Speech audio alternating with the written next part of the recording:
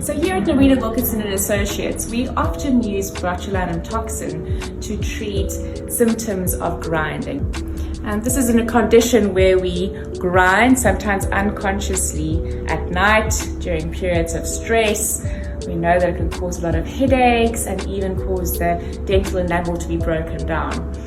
But from an aesthetic point of view, we find that overuse of this muscle can cause widening of the jawline and can look aesthetically unappealing, especially in a petite female client.